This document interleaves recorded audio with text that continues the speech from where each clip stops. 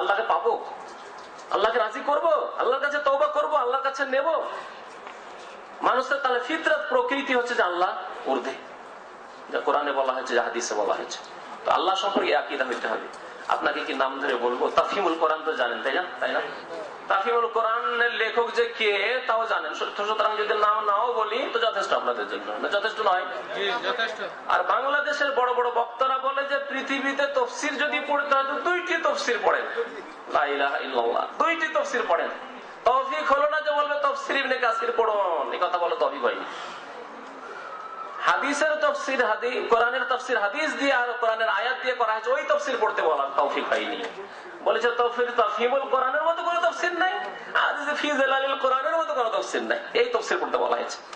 তাফহিমুল কোরআন তাতে আল্লাহর আরশে থাকাকে অস্বীকার করেছে তাফহিমুল কোরআনের লেখক।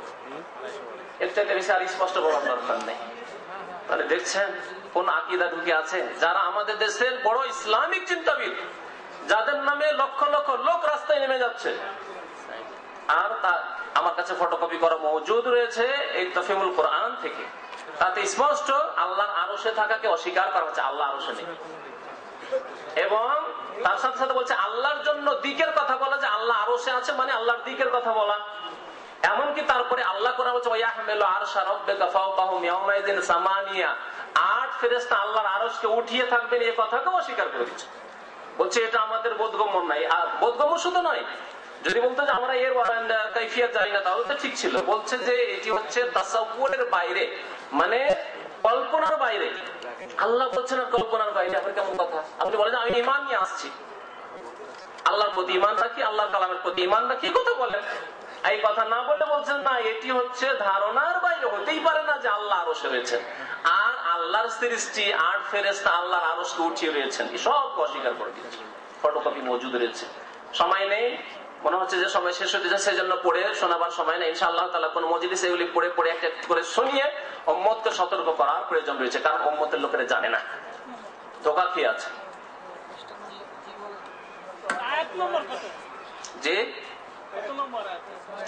যে আরশের তাফসীর বলিতে তিনি তাফসীর করতে গিয়ে অস্বীকার করেছে। আচ্ছা, আল্লাহ পাক রব্বুল আলামিন কাল কিয়ামতে হাসরের মাঠে আসবেন, আগমন ঘটবে না ঘটবে না? সূরা ফাজরে রয়েছে ওয়াজা রাব্বুকা ওয়াল মালাকু সাফফান সাফফা, তোমার রব আগমন করবেন আল্লাহ বলছেন। এখানে তাফসীরুল কোরআনের লেখক বলছে যে না, আল্লাহর আগমন হতেই পারে না। আল্লাহ বলছেন যে আমি আগমন করব, আর তাফসীরুল কোরআনের লেখক কি মুফাসসির সাহেব বলছে আল্লাহর আগমন হতেই পারে না। এর নাম আহলে সুন্নাত ওয়াল জামাতের আকীদা। তাহলে আহলে সুন্নাত ওয়াল জামাতের আকীদা আল্লাহ সম্পর্কে বলে শেষ করতে পারি না। আল্লাহ সম্পর্কে যে আল্লাহ পাক রব্বুল আলামিন যা বলেছেন তার কিতাবে, যেহেতু তিনি তার সত্তা সম্পর্কে সবচেয়ে বেশি জানেন, তা আমাদেরকে বিশ্বাস করতে হবে। তার ধরন আমরা জানি না কেমন করে। আমরা আল্লাহ বলেছেন বিশ্বাস করি, যতটা বলেছে ততটা বিশ্বাস করি, তার বেশি একটুও বলবো না। ঠিক আছে? আল্লাহ রাব্বুল আলামিনের দেহের কথা কোরআন হাদিসে নেই, আমরা বলবো না। কেউ যদি আপনাকে জিজ্ঞেস করছে আল্লাহর দেহ আছে, বলবো না, আমরা বলতে পারবো না। হাও বলতে পারবো না, নাও বলতে পারবো না, কারণ আমরা জানি না। বলবো জানি না, কারণ আল্লাহ বলেননি, রাসূল বলেননি। হাতের কথা প্রশ্ন পড়ে, আল্লাহ বলেছেন বলবো। চেহারার কথা আল্লাহ বলেছেন বলবো। কদমের কথা হাদিস আছে বলবো, জি, ইত্যাদি। আল্লাহর চোখের কথা আছে না নেই কোরআনে? আল্লাহ বলেছেন বলবো, জি। বলে তুসনা আলা আইনি, আমার চোখের সামনে লালিত পালিত হোক মুসা আলাইহিস সালাম। তাহলে বলবো না বলবো না? না বলবো না, আল্লাহ চোখ নেই, আমার চোখ আছে, আল্লাহ চোখ। কথা বুঝতে পারছেন? তো এগুলি হলো তাফসীর। আমাদের যে তাফসীর গুলি পড়ার জন্য তাফসীর মাহফিলে উপদেশ দেওয়া হয় লক্ষ লক্ষ জনতাকে, এই সব তাফসীর পড়বেন গুমরাহ হওয়ার জন্য। তো আহলে সুন্নাত ওয়াল জামাতের আকীদা আল্লাহ সম্পর্কে, আল্লাহর তাওহীদ, তাওহীদে উলুহিয়াত, তাওহীদে রুবুবিয়াত, তাওহীদুল আসমা ওয়াস সিফাত সঠিক করে এখান থেকে শিখে যেতে হবে। আমি বলছি যে 2 বার করে দাওরায়ে হাদিস ফারেগ হয়েছিলাম ভারতে, 2 মাদ্রাসা থেকে দাওরায়ে হাদিস ফারেগ হয়েছিল 2 বার। তারপরে তাওহীদুল আসমা সিফাত কিছু বুঝতাম না। এই সৌদি আরবে জামে ইসলাম মদিনা মুনাওয়ারায় এসে তাওহীদুল আসমা সিফাত, আল্লাহর নাম, আল্লাহর গুণাবলী সম্পর্কে সঠিক ভালো ধারণা মোটামুটি এসেছে। তেমন ধারণা ছিল না। এই ছিল অবস্থা শিক্ষার। সেখানকার দাওরায়ে হাদিসের 2 বার করে ডবল দাওরায়ে হাদিসের আল্লাহ সম্পর্কে, তারপরে আল্লাহ রাসূল সম্পর্কে, আল্লাহ রাসূল সম্পর্কে আহলে সুন্নাত ওয়াল জামাতের আকীদা। যদি বাহ্যিক পড়ে চলে যান তো শুনিয়ে দিয়েছি, আল্লাহ রাসূল বিশ্বাস করতে হবে, ঠিক না? আল্লাহ রাসূল সাল্লাল্লাহু আলাইহি সাল্লাম সম্পর্কেও সহিহ আকীদা রয়েছে আর বাতিল আকীদা রয়েছে। রাসূলুল্লাহ সাল্লাল্লাহু আলাইহি ওয়াসাল্লাম সারা বিশ্ব জাহানের জন্য রাসূল হয়ে এসেছেন, আর কোন রাসূল আসবে কি? আসবে না, শেষ রাসূল তিনি, খাতামুন নবিয়্যিন। তাহলে কাদিয়ানীরা মুসলিম এই জন্য নয় যে তারা নবী করিম সাল্লাল্লাহু আলাইহি ওয়াসাল্লামকে শেষ নবী বলে মনে করে না। জি, আচ্ছা, যারা শেষ নবী বলে মনে করলো কিন্তু নবী করিম সাল্লাল্লাহু আলাইহি ওয়াসাল্লাম সম্পর্কে গুলো অতিরঞ্জন বা বাড়াবাড়ি করেছে, বাড়াবাড়ি করেছে। নবী করিম সাল্লাল্লাহু আলাইহি ওয়াসাল্লামের ইন্তেকাল হয়েছে না হয়নি যদি আপনাকে জিজ্ঞাসা করা হয়, আপনি বলছেন হয়েছে। এই কিতাবে রয়েছে যে নবী করিম সাল্লাল্লাহু আলাইহি ওয়াসাল্লাম দুনিয়াবি হায়াতে বেঁচে রয়েছেন, লাহু হায়াতুন দুনিয়াবিয়া, এই কথা রয়েছে। আর নাম হচ্ছে আকায়েদ উলামা আহলে সুন্নাহ। আহলে সুন্নাতের আকীদাতে রয়েছে দুনিয়াবি জিন্দেগি রয়েছে নবী করিম সাল্লাল্লাহু আলাইহি ওয়াসাল্লামের। তাহলে রাসূল সম্পর্কে ঈমানের পিলারেই তাদের কত ভেজাল ঢুকে রয়েছে, ঘোল লাগা পিলার, ঘোল লেগে আছে। আর বলা হচ্ছে আমরা সবচেয়ে বড় দল, সুতরাং বড় দল ছেড়ে যাবে কোথায়? হ্যাঁ, বড় দল ছেড়ে যাবে কোথায়? এই বড় দলে থাকো আর বড় দলে যেতে হবে। ইন্নামা ইয়াদউ হিজবাহু লিয়াকুন মিন আসহাবিস সাঈদ, এইরকম আকীদা রেখে কোথায় যাবে? আল্লাহ পাক রব্বুল আলামিন কোরআনে কারীমে বলছেন, হে নবী, একটি আয়াতে না কয়েকটি আয়াত রয়েছে নবী সাল্লাল্লাহু আলাইহি ওয়াসাল্লাম ইন্তেকাল সম্পর্কে। ইন্নাকা মাইয়াতুন ওয়া ইন্নাহুম মাইয়াতুন, নিশ্চয় আপনিও মাইয়াত হবেন আর তারাও মারা যাবে, আপনার শত্রুরাও মারা যাবে, কেউ চিরকাল থাকবে না। কে বলছেন? এখন আপনার সামনে দুটি রাস্তা, আল্লাহর কথা নেবেন না এই দেওবন্দি আহলে সুন্নাতের আকীদা নেবেন, যারা নাম লেবেল লাগিয়েছে আহলে সুন্নাতের, এদেরই যদি এই আকীদা হয় তাহলে বেরেলভিদের কথা কি বলবো আর বলেন? তারা বলছে আল্লাহর নবী জীবিত, শুধু জীবিত না, জীবিত এবং অতীত বর্তমান ভবিষ্যৎ সবকিছু জানেন এবং তার কবর থেকে সারা পৃথিবী নিয়ন্ত্রণ করছেন, তিনি আলেমুল গায়ব, তিনি আজিজ নাজির, তিনি সবকিছু তাসাররুফের মালিক, তিনি তার কবরে নামাজ পড়ছেন, ইত্যাদি ইত্যাদি।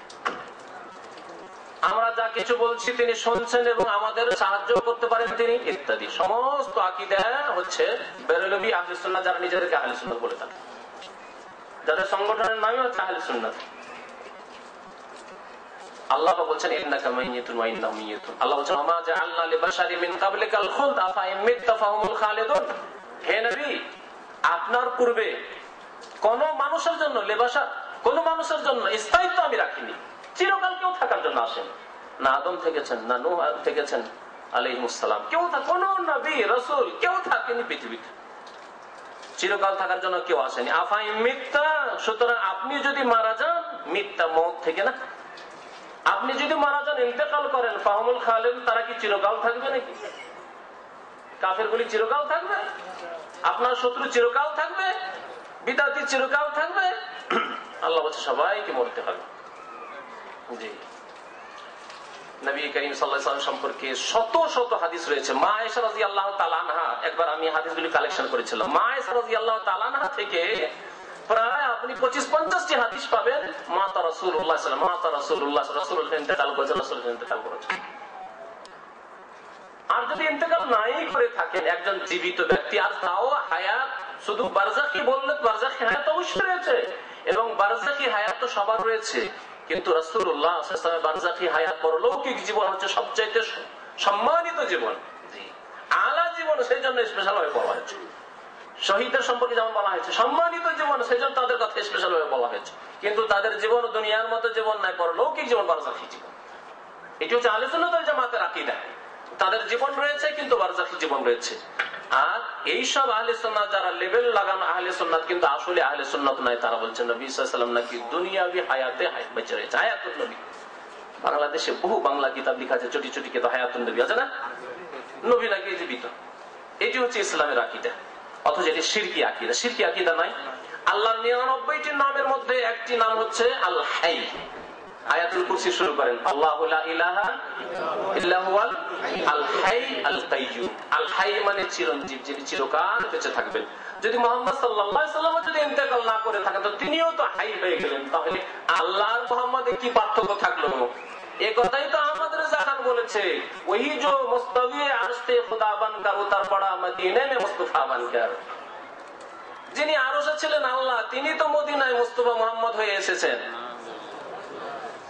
আরো বলছে তাদের এক কবর পূজারী এই আকীদায় যে আল্লাহ আর মুহাম্মদে পার্থক্য শুধু মিমের, মিম কা ফর্ক है আহাদ और আহমদ, মিম हटा दो दोनों बराबर हो जाता है।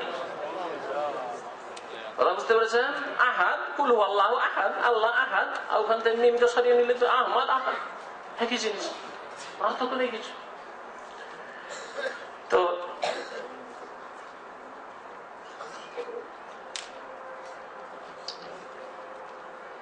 তো সময় হয়ে গেছে, কিন্তু আমাকে ভাই আব্দুল হাই বলেছিলেন যে শোয়া নয়, খুব ম্যাক্সিমাম 9টা থেকে শোয়া 9টা হয়ে গেছে। তো ইনশাআল্লাহ তাআলা আবার সময় সুযোগ হবে। বলছিলাম যে আল্লাহ নবী এই দুইটি পয়েন্টে পৌঁছে, আল্লাহর প্রতি ঈমানে এত ভেজাল আর রাসূলের প্রতি ঈমানে কত ভেজাল। রাসূলুল্লাহ সাল্লাল্লাহু আলাইহি সাল্লামের কাছে ফরিয়াদ করা হচ্ছে, রাসূলুল্লাহ সাল্লাল্লাহু আলাইহি সাল্লামের হাত কোনদিন বেরিয়ে এলো না মা আয়েশা রাদিয়াল্লাহু তাআলা আনহার মতো পেয়ারি বিবির জন্য, আবু বকরের মতো পেয়ারা ব্যক্তির জন্য কোনদিন হাত বেরিয়ে এলো না কবর থেকে। হ্যাঁ, সাহাবায়ে কেরামদের জন্য কোনদিন হাত বেরিয়ে এসেছিল? ফাজাইলে হজ আমার কাছে মজুদ আছে, আমার ব্যাগে, আমার সঙ্গী ভাই আছেন ওনার কাছে, আর ফাজাইলে দুরুদ আমার কাছে মজুদ আছে। দুটোতেই পাবেন আপনি জাকারিয়া সাহেবের লেখা। আর এইটি হচ্ছে তাবলীগী সবচেয়ে মুকদ্দাস পবিত্র কিতাব, যেই কিতাব প্রত্যেক নামাজের পরে পঠিত হয়, জানা রয়েছে আপনাদের। এই কিতাবে আছে যে তাদের ওলি আউলিয়ারা, তাদের ওলি আউলিয়ারা একবারের কথা নয়, বহুবার হাত বেরিয়ে এসেছে। তার মধ্যে একবার 555 হিজরির ঘটনা, নবী করিম সাল্লাল্লাহু আলাইহি সাল্লামের কবরে আহমদ রিফাই মিশরের বিদাতি পীর সে এসে দুটি কবিতার লাইন পড়ল, আর তারপরে হাত বেরিয়ে লম্বা হাত বাইরে বেরিয়ে চলে এলো। হাত যেমনই বেরিয়ে এলো তখন তিনি চুমা দিলেন, আর বলছে যে 1 লক্ষেরও বেশি হাজি, 90,000 বেশি হাজি সাহেব মদিনায় সেই দিন মজুদ ছিলেন। সবাই নাকি লাইন ধরে চুমন দিলে ততক্ষণ হাত বেরিয়ে থাকলো। আর সেই 90,000-এর মধ্যে 2 বড় পীর পৃথিবীর, আমাদের ভাই আর আব্দুল কাদির জিলানী, 2 পীর মজুদ। আউযু বিল্লাহ। সাহাবায়ে কেরামদের জন্য কোনদিন হাত বের হয়নি। আর ওই কিতাবে ফাজাইলে হজ আর ফাজাইলে দুরুদে বারবার করে লেখা হয়েছে যে বহুবার সালামের জবাব এসেছে। তাদের ওলিরা নাকি পীরেরা এসে যখন সালাম দিয়েছে, আসসালামু আলাইকা ইয়া রাসূলুল্লাহ, ওয়া আলাইকুম আসসালাম, ওয়া আলাইকুম আসসালাম, এরকম সালামের জবাব এসেছে। আহলে সুন্নাত ওয়াল জামাতের আকীদা যে নবীর কবর থেকে ওয়া আলাইকুম আসসালামের জবাব শুনতে পাবেন আপনি না, ফেরেশতারা পৌঁছে দেন, হাদিসে আছে ফেরেশতারা পৌঁছে দেন, কিন্তু নবীর জবাব আপনি শুনতে পাবেন, এই কথা সাহাবারাও বলেন। সাহাবারাও স্বপ্নে এই বিদআতের কথা স্বপ্নেও দেখেন। শয়তান এত সাহস করেনি যে সাহাবায়ে কেরামদেরকে এই শয়তানি স্বপ্ন দেখাবে, বুঝতে পেরেছেন? কিন্তু এই দেওবন্দি আহলে সুন্নাতদেরকে আর বেরেলভী আহলে সুন্নাতদেরকে এইসব শয়তান, ইবলিস শয়তান এভাবে স্বীকার করে তাদেরকে এই শয়তানি স্বপ্ন শিখিয়েছে যে সালামের জবাব আসে। শয়তান কোথা থেকে আওয়াজ ছেড়ে দিয়ে সালামের জবাব আসছে। হতেই পারে হয়তো তারা মিথ্যা করেছে, আর শয়তান তাদেরকে নিয়ে খেলা করেছে।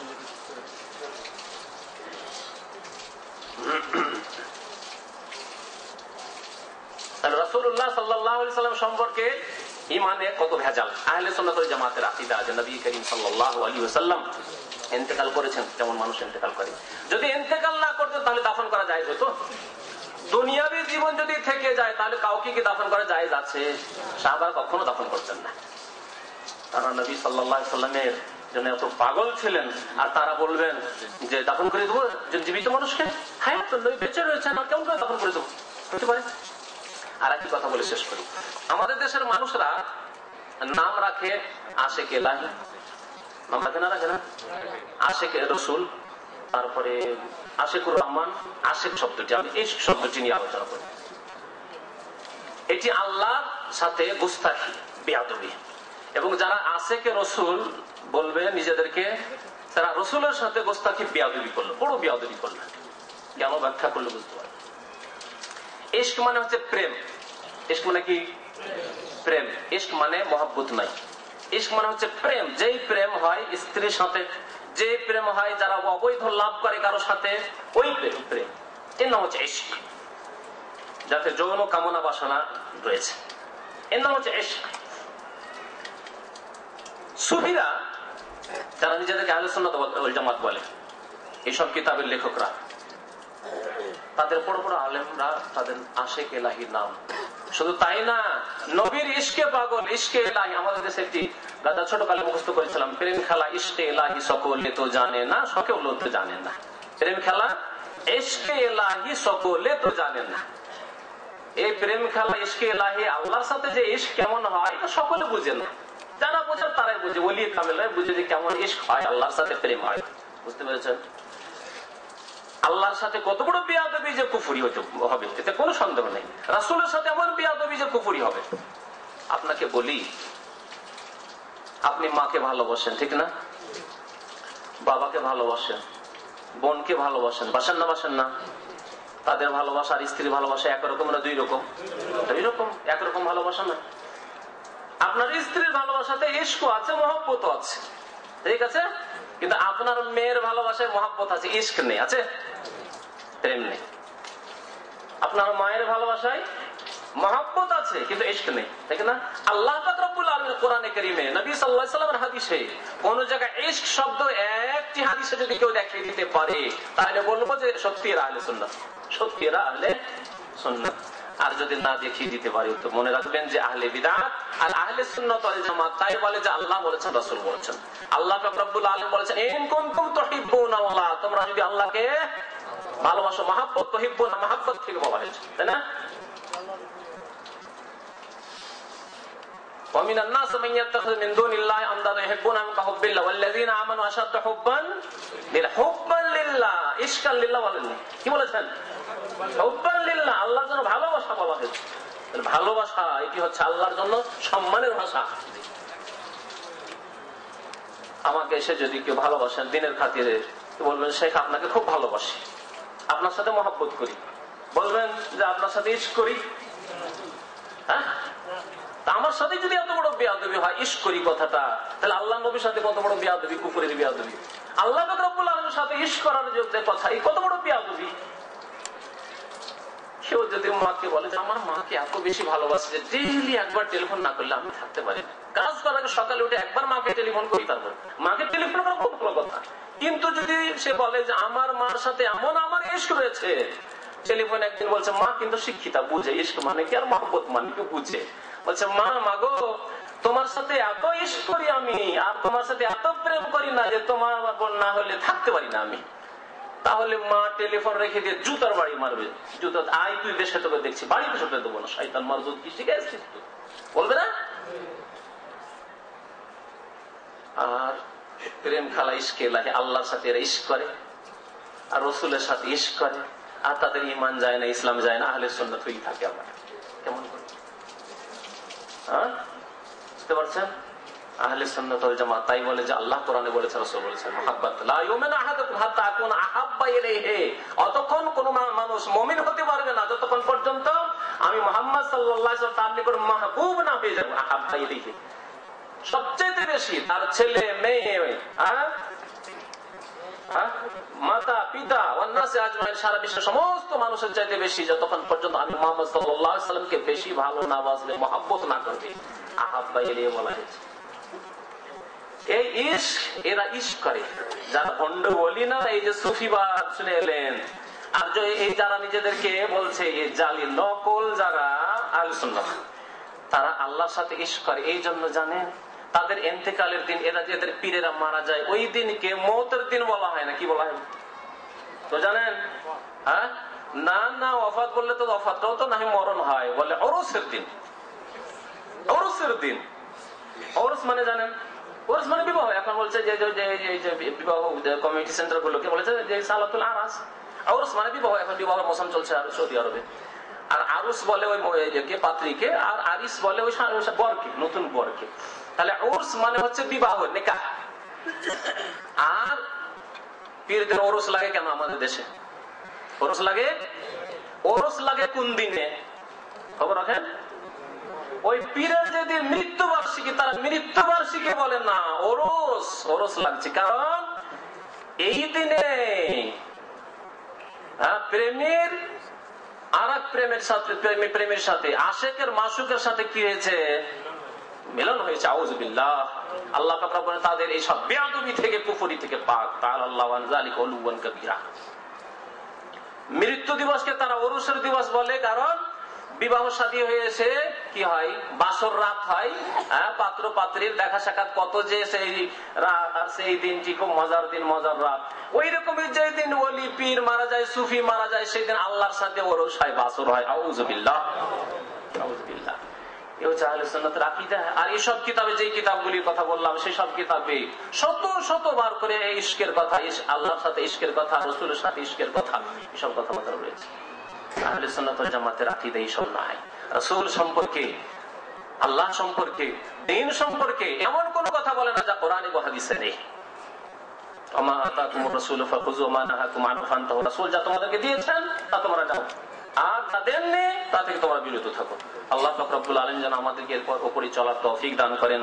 আল্লাহ আমাদের অতীতের গুনাহ খাতা মাফ করে দেন। আমাদের যেসব ভাইদের আকীদায় ভুল ভ্রান্তি ছিল তাদেরকে আল্লাহ সংশোধন করার তৌফিক দান করেন, তাদেরকে তওবা করার তৌফিক দান করেন, অন্তর খুলে হক কথা শোনার জন্য আল্লাহ তৌফিক দান করেন, হককে সাদরে গ্রহণ করার তৌফিক যেন দান করেন। আল্লাহ আমাদেরকে তওবা করে তার দিকে ফিরে আসার তৌফিক দান করেন। আল্লাহ অতীতের সমস্ত গুনাহ খাতা যেন মাফ করে দেন। আল্লাহ আমাদেরকে 5 ওয়াক্ত নামাজ কায়েম করার তৌফিক দান করেন। আমাদেরকে আহলে সুন্নাত ওয়াল জামাতের আকীদার উপর যেন কায়েম রাখেন, আর এবং তার উপরে যেন ইন্তেকাল হওয়ার তৌফিক যেন দান করেন। আমিন ইয়া রাব্বাল আলামিন। যারা ইন্তেকাল করে গেছে আল্লাহ পাক রব্বুল আলামিন তাদের যদি গুনাহ খাতা থাকে আল্লাহ যেন মাফ করে দেয়। তারা যদি শিরক কুফরির উপরে গিয়ে থাকে তাহলে তাদের সম্পর্কে আল্লাহ যেহেতু নিষেধ করেছেন তাদের সম্পর্কে আমরা কিছু বলতে পারছি না। বাকি এই উম্মতের যে সব গুনাহগাররা মারা গেছে আল্লাহ তাদের গুনাহ খাতা তুমি মাফ করে দাও। যারা অসুস্থ রয়েছে তাদেরকে সুস্থতা দান করো। রব্বানা আতিনা ফিদ দুনিয়া হাসানাহ ওয়া ফিল আখিরাতি হাসানাহ ওয়া কিনা আযাবান নার। রব্বানা যালামনা আনফুসানা ওয়া ইল্লাম তাগফির লানা ওয়া তারহামনা লানাকুনান্না মিনাল খাসিরিন। রব্বানা হাব লানা মিন আজওয়াজিনা ওয়া যুররিয়াতিনা কুররাতা আয়ুনিন ওয়াজআলনা লিল মুত্তাকিনা ইমামা। ওয়া সাল্লাল্লাহু আলা নাবিয়িনা মুহাম্মদ ওয়া আলা আলিহি ওয়া সাহবিহি আজমাইন।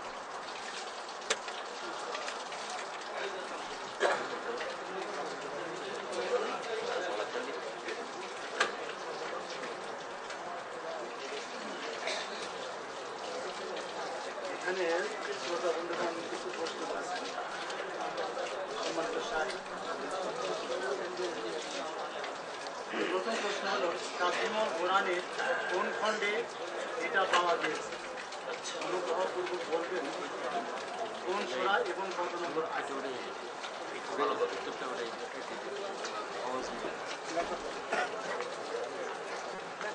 সূরা ফাজর বললাম, আমরা সূরা ফাজরের তাফসীর পড়ব। ওই আল্লাহর আগমনকে অস্বীকার করা হয়েছে, হাসরের মাঠে আল্লাহ আর আগমন হবে না। আর দয়া করে বলবেন আল্লাহ পাকের হাত ও চোখ আছে কোন সূরা এবং কত নম্বর আয়াত, এবং আল্লাহ আসমানে আছে কোন সূরার কত নম্বর আয়াত?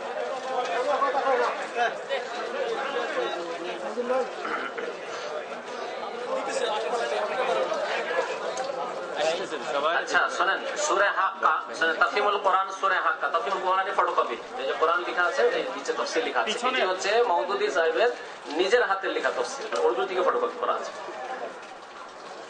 কারণ বাংলা আমার কাছে এই সূরা হাক্কা তাফসীর ছিল না, সেজন্য সেখান থেকে আর ফটোকপি করা হয়নি। যেসব ভাইরা বাংলা পড়বেন তারা খুঁজে নেবেন। সূরা হাক্কা যে আয়াত রয়েছে, ওয়া ইয়াহমিলু আরশা রাব্বিকা ফাওকাহুম ইয়াওমাইযিন সামানিয়া, তার তাফসীরে বলছেন যে ये बात बहरहाल काबिल तसव्वुर नहीं, काबिल तसव्वुर नहीं মানে এটা কল্পনা হতেই পারে না कि अल्लाह ताला अर्श पर बैठा होगा, अल्लाह अर्श হবেন, এটা কল্পনার বাইরে। আর 8 ফেরেশতা उसको अर्श समेत उठाए होंगे, এসব কল্পনার বাইরে। অথচ আল্লাহ বলেন ওয়া ইয়াহমিলু আরশা রাব্বিকা ফাওকাহুম ইয়াওমাইযিন সামানিয়া। আয়াত নম্বর হচ্ছে আপনার এই যে হচ্ছে 17 নম্বর আয়াত, 17 নম্বর আয়াত। আর সূরা ফাজর তো ছোট সূরা, আমরা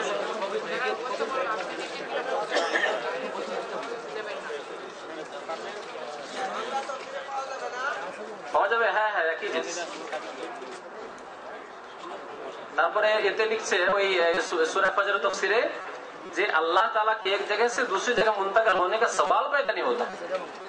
আল্লাহ এক জায়গা থেকে অন্য জায়গায় হবেন এটা প্রশ্নই উঠে না। তাহলে কার উপরে ইতরাজ করা হচ্ছে?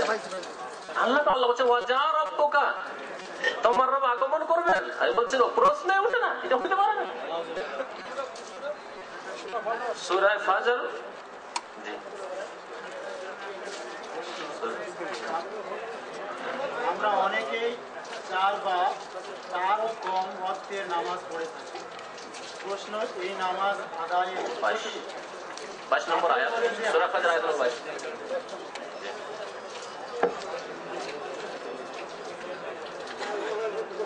নামাজ 5 ওয়াক্ত পড়ে না। দেখেন, সহি হচ্ছে যে ইসলামের ওপর যে আপনার বিশ্বাস আছে, ইমানের 6টি পিলারে বিশ্বাস আছে, এর বহিঃপ্রকাশ হচ্ছে নামাজ।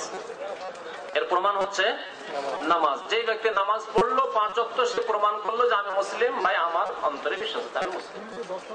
আর যে 5 ওয়াক্ত নামাজ পড়লো না, সে এর প্রমাণ পেশ করলো না। এই জন্য হাদিসে রয়েছে যে তার কাছে কোনো হুজ্জত থাকবে না, কিয়ামত কোনো প্রমাণ থাকবে না যে সে মুসলমান। আর এই জন্য হাদিসে রয়েছে যে ফামান তারাকা ফাকাদ কাফারা, যে ব্যক্তি নামাজ ছেড়ে দিবে সে কাফের হয়ে যাবে। অথচ আরবিতে ফাসিক শব্দটি ছিল। সুতরাং কাফারা মানে ফাসিক হওয়ার নাই। 1 ওয়াক্ত ছাড়লেও, 2 ওয়াক্ত ছাড়লেও, 3 ওয়াক্ত ছাড়লেও। কিন্তু কাফের বিভিন্ন ক্যাটাগরি আছে। হিন্দু কাফের, ইহুদি কাফের, খ্রিস্টান কাফের, আর কবরে সিজদা করা কাফের, সবগুলি কাফের একরকম না। একজন কাফের, তার সাথে চোর লম্পট ডাকাত, আর একজন শুধু সিম্পল কাফের, কিন্তু চুরি ডাকাতি করে না। দুজনই কি সমান?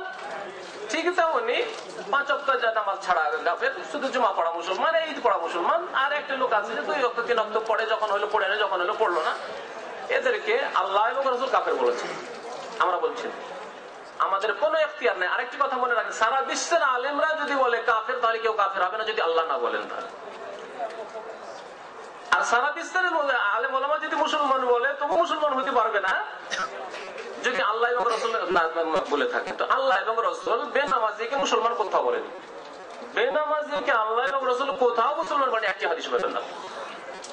বরং সাহাবায়ে কেরামদের ইজমা ছিল, ঐক্যমত ছিল, কানু লা ইয়ারাউনা শাইআন মিনাল আমাল তারকু কুফরুন গায়রা সালাহ, এমন কোন আমল ছেড়ে দেওয়াকে কুফরি মনে করতে না নামাজ ছাড়া। তারা ইজমা ছিল সাহাবায়ে কেরামদের। তাদের কল্পনা ছিল মুসলিম আবার নামাজ পড়বে না, এই কল্পনা সাহাবায়ে কেরামদের যুগে ছিল না। নামাজ পড়বে, মদ খেতে পারে, মদ খেতে পারে, চোর হতে পারে, ডাকাত হতে পারে, কিন্তু নামাজই হবে মুসলমান। ইসলাম ধর্মী পুরুষের মতো নারীরাও কি একই পদ্ধতিতে দাওয়াত পৌঁছাবে? বিস্তারিত হয়ে থাকে। আল্লাহ নারীদেরকে বলেছেন ওয়াকারনা ফি বুয়ুতিকুন্না, তোমাদের স্থান হচ্ছে বাড়ি, তোমরা বাড়িতেই অবস্থান করবে। আর তাতেই তাদের হেফাজত রয়েছে, মান সম্মানের সবকিছু। এবং বাড়িতে থেকে যে বহু দায়িত্ব রয়েছে, সেখানে তার দিনের দাওয়াত পেশ করবে। আর বাড়িতে থেকেই ছেলে মেয়েদের লালন পালন করে, এটি হচ্ছে ফরজ দায়িত্ব, তাদেরকে ইসলামের তরবিয়ত দিয়ে, এটি হচ্ছে তার বড় দাওয়াতি ক্ষেত্র। আর তারপরে আশেপাশে মহিলাদেরকে দাওয়াত দেবে। কিন্তু বাড়ি হচ্ছে রাজশাহী, চলে যাবে চিটাগাং, চিটাগাংয়ের মহিলা চলে যাবে খুলনা, কোথায় কোথায়, আর বাড়ি ঘরের খোঁজ খবর নেই। স্বামী বলছো তুমি থাকো, তুমি শুধু ইসলামের কাজ করবে, আমি একামতের দিন করবো না। আর তুমি শুধু চিল্লা লাগি জান্নাত যাবে, আমি জান্নাত যাবো না। এই চললো চিল্লা লাগাইতে আর একামতের দিন করতে আর মহিলা সভা করতে। এগুলি মহিলাদের কাজ নেই, এগুলি জায়েজ নাই। ইসলামী পুরুষ এবং মহিলাদের মধ্যে নামাজ, ওযু এবং অন্যান্য ইবাদতে কি পার্থক্য ধরা হয়েছে? এতগুলি একসাথে কেমনে জানা যাবে? তবে নামাজে পুরুষ নারীর নামাজ ইবাদতে কোনো পার্থক্য নেই। 2-1টি পার্থক্য যেগুলো সহিহ হাদিস আছে সেগুলি জানা। যেমন মহিলাদের ইমাম হলে কাতারের মধ্যে দাঁড়াবে, সামনের দিকে ইমাম দাঁড়াবে না। মহিলারা উচ্চস্বরে কেরাত করে বাইরে অপর পুরুষকে শোনাবে না। কিন্তু বাকি নামাজের সমস্ত কাজ ওইভাবেই করবে যেভাবে পুরুষরা করবে। নারী পুরুষের নামাজে কোনো পার্থক্য নেই, মন গড়া পার্থক্য। কোরআন এবং হাদিসের নামাজের তরিকা বাদ দিয়ে যদি পার্থক্য থাকতো, তো নবী সাল্লাল্লাহু আলাইহি ওয়াসাল্লাম আয়েশা ফাতেমাকে শিখাতেন যে তোমাদের নামাজ এরকম, আবু বকর ওমর তোমাদের নামাজ এরকম, মহিলাদেরকে এরকম নামাজ শিখাও। এমন একটি হাদিস দেখাতে পারবে না কেউ। হ্যাঁ, পর্দা করবে, অবশ্যই পর্দা করবে। কিসের জন্য? একটা হচ্ছে নামাজের লেবাস, আর একটি হচ্ছে নামাজের লেবাস, আর একটি হচ্ছে হিজাব। নামাজের লেবাস, নামাজ যেখানে পড়বে সেখানে অপর পুরুষ যদি না থাকে, তাহলে চেহারা খুলে, হাত খুলে, পা খুলে নামাজ পড়বে, হ্যাঁ, টাকনু পর্যন্ত। আর যদি অপর পুরুষ থাকে তাহলে সবকিছু ঢাকতে হবে। তখন হিজাব, হিজাবের মাসলা আলাদা, আর সাতরুল আওরা আলাদা জিনিস। বা সাতরুস সালাত বা লিবাসুস সালাত আলাদা জিনিস। এখানে আসার পর সহিহ হাদিস কোরআনের কথা স্বীকার করার পর সুন্নাত তরিকায় নামাজ পড়তে চায় না, তার কারণ বলবে, তাদের অবস্থা কি? তার কারণ আমি কেমন করে বলবো? তারা বলবে গোড়ামি ওয়াজাদনা আলাইহি আবানা কাযালিকা ফালুন। মক্কার মুশরিকরা যখন ইসলামের দাওয়াত দেওয়া হলো, তখন আমাদের বাপ দাদা বুঝতো না, তারা বোকা ছিল, মূর্খ ছিল, তারা জ্ঞানী গুণী ছিল না, পূর্বপুরুষরা যা করেছে তাই করবে, এই কথা বলতো। তো যারা সত্য কথা, হক কথা শোনার পরে আমল করতে চায় না, তাদের পিছনে মযহাবী গোলামি আর বড়দের অন্ধ অনুকরণ আর ব্রেন না খোলা এবং মনকে খোলা মনে চিন্তা না করা, পড়াশোনা না করা, দিন শিখায় আগ্রহী না হওয়া, এগুলো হচ্ছে কারণ। অজ্ঞতাকে দূর করতে হবে, সঠিক ইলম শিখতে হবে। সঠিক ইলম শিখলে ইলমের নূর দিয়ে, আলো দিয়ে অজ্ঞতার অন্ধকার দূর হয়ে যাবে, তখন আপনি সঠিক পথ পেয়ে যাবেন ইনশাআল্লাহ। এবং গোড়ামি বাদ দিতে হবে, পক্ষপাতিত্ব বাদ দিতে হবে। পক্ষপাতিত্ব করবেন আল্লাহ এবং রাসূলের, বাস আল্লাহ রাসূলের সাথে আছে, যেখানে নিয়ে যাবে, আর অন্য কারোর সাথে আমি না। এইরকম যখন মেজাজের হয়ে যাবে, তখন আপনি সঠিক পথ পেয়ে যাবেন, সঠিক নামাজ পেয়ে যাবেন।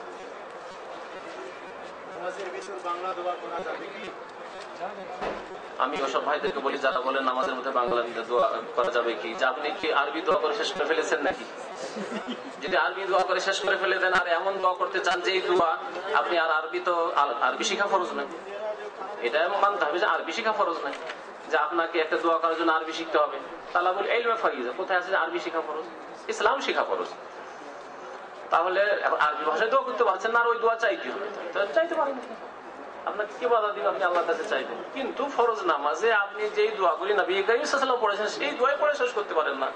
বাংলাদেশের মানুষ দুরূদ শরীফের পরে কি পড়েন ভাই? শতকরা 99 জন যদি বলি তো কম হবে। শতকরা 99 জন লোককে জিজ্ঞেস করবো, বলবে যে বাস আল্লাহুম্মা ইন্নী যালামতু নাফসি, একটি বাস। আর 4টি জিনিস থেকে পানা যে নবী সাল্লাল্লাহু আলাইহি ওয়াসাল্লাম চাওয়ার জন্য তাকিদ করেছেন, অনেক আলেমরা বলছে এটা ওয়াজিব, সেটা অধিকাংশ মুসলমানের মুখস্থ নেই। আল্লাহুম্মা ইন্নী আউযু বিকা মিন আযাবিল কবর ওয়া মিন আযাবিজ জাহান্নাম মুখস্থই নেই। তাহলে সুন্নতি দোয়া মুখস্থ নেই। রব্বানা আতিনা ফিদ দুনিয়া হাসানাহ, নবী সাল্লাল্লাহু আলাইহি ওয়াসাল্লাম বলেছেন, মুখস্থ নেই। আল্লাহুম্মা আইন্নী আলা যিকরিকা ওয়া শুকরিকা ওয়া হুসনি ইবাদাতিকা, মুখস্থ নেই। নবী সাল্লাল্লাহু আলাইহি ওয়াসাল্লাম বহু দোয়া পড়েছেন, মাসুর দোয়া যেগুলো হাদিস আছে সেগুলি মুখস্থ করেন না, পড়েন না, আর পড়ার সময় পান না, এত তাড়াতাড়ি নামাজ পড়েন আপনি। আর আপনি বাংলায় দোয়া করার জন্য প্রশ্ন করেন। আমার কিছু ভাইরা প্রশ্ন করে শুধু জানার জন্য, যে যদি আরে বাংলায় ফতোয়া দিয়ে দিল যে বাংলায় নামাজ পড়া যাবে, তাদেরকে আমি একটা উত্তর দিই, মজার উত্তর শুনে। বাংলায় দোয়ার ফতোয়া যদি দিয়ে যায়, তাতে যদি আপনি অবাক হন, তাহলে কেউ যদি ফতোয়া দেয় যে সূরা ফাতিহা বাংলায় পড়া যাবে, তাহলে কি করবেন?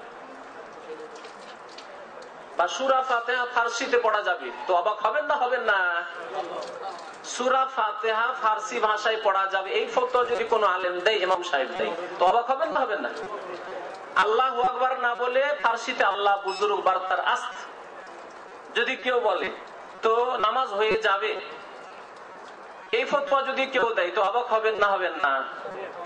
সারা জীবন ধরে নবী করিম সাল্লাল্লাহু আলাইহি ওয়াসাল্লাম আল্লাহু আকবার ছাড়া আল্লাহু আযমও বলেননি, আল্লাহু আজালও বলেননি। বলেছেন কি?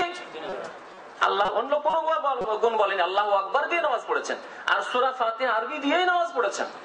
আর ইমাম আবু হানিফার ফতোয়া, আমার ওই কামেল পাশ করা ভাইরা অনেকে আছে, ফাজিল পাশ করা, আমার ইসলামিক সেন্টারে এক ভাই আছে, তাদের হুজ্জত কায়েম করার জন্য তারা সব শর্ফিনা মানে সব মুরিদে প্রথম এসেছিল কয়েক বছর আগে, আল্লাহ হিদায়াত করে দিয়েছে। তাদেরকে বললাম নুরুল আনোয়ার পড়ে এসছেন? হ্যাঁ পড়ে এসেছি। হিদায়াত পড়ে এসছেন তো? হ্যাঁ।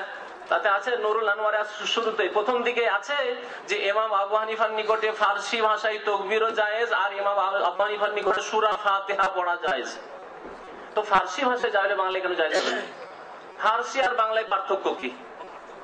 বরং যারা আজকাল ফারসি বলে তাদের চাইতে বাংলা ভাষাভাষী অনেক বেশি মুসলিম এবং সহি আকীদার মুসলিম। ফারসি ভাষা যেগুলি মুসলিম আছে অধিকাংশই সব একেবারে শিরকি কুফরি আকীদার মুসলিম, বাস্তব সত্য কথা। আর বাংলা ভাষার বহু মানুষ আছে সহি আকীদার মুসলিম। তাহলে যদি ফারসি ভাষায় সূরা ফাতিহা পড়া যায়, তো আলহামদুলিল্লাহ রাব্বিল আলামিন আর রহমানির রহিম বাংলা ভাষায় পড়ে নামাজ হবে না? হয়ে যাওয়া উচিত। তাহলে তোমাদের কিতাবে তো মজুদ রয়েছে। আমি যদি নামাজের শেষখানে বলি যে দরুদ শরীফের পরে বাংলায় আপনি দোয়া করতে পারবেন, তো এমন কোন অবাক হওয়ার কথা? সহজ কথাই বলি, বুঝতে পেরেছেন? তারপরে বলছেন যে আপনারা শুধু বাংলায় দোয়া করতে থাকেন। নবী সাল্লাল্লাহু আলাইহি সাল্লামের হাদিসেও দোয়া মুখস্থ করেন, বাকি নফল নামাজে করেন, ফরজ নামাজে তো বাদ দাও। আপনি তো বেশিরভাগ মুক্তি থাকবেন, সময় তো আপনি যেগুলো জরুরি জিনিস সেগুলি পড়ারই পাচ্ছেন না, তাহলে আর কোথায় দোয়া? বাকি কথা হলো আপনার নিজের নামাজ রয়েছে, তখন আপনি খুব লম্বা সিজদা করেন আর লম্বা দোয়া করেন।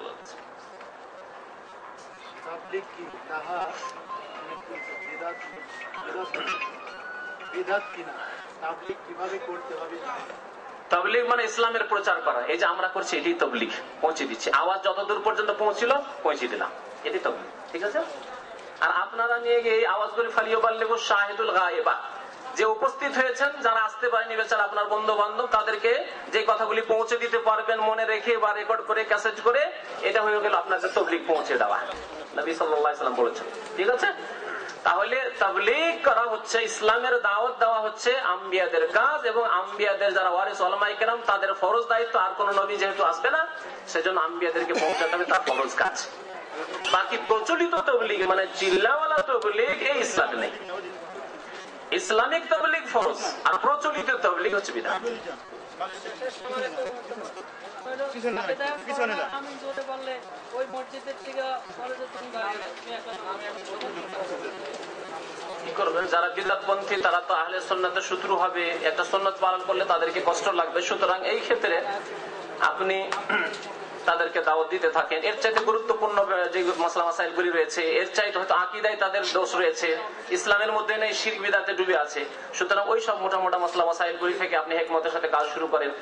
আর এই দু চারটি সুন্নাতের ক্ষেত্রে যদি কিছুদিন আপনাকে ধৈর্য ধরতে হয় ধরেন, আর তারপরে যদি দেখা যায় না হলো না, তখন আপনি সেখান থেকে হিজরত করেন। নবী করিম সাল্লাল্লাহু আলাইহি ওয়াসাল্লাম 13 বছর ধৈর্য ধরেন। যেমন নবী সাল্লাল্লাহু আলাইহি ওয়াসাল্লাম মক্কায় 13 বছর কাফেরের মাঝে ধৈর্য ধরেছেন, আপনিও ধরেন। আর তারপরে না হলে সেখান থেকে আপনি হিজরত করেন, অন্য জায়গায় চলে যান, যেখানে গিয়ে ভালো করে নামাজ পড়তে পারেন নবী সাল্লাল্লাহু আলাইহি ওয়াসাল্লামের নামাজ। একজন মুসলমান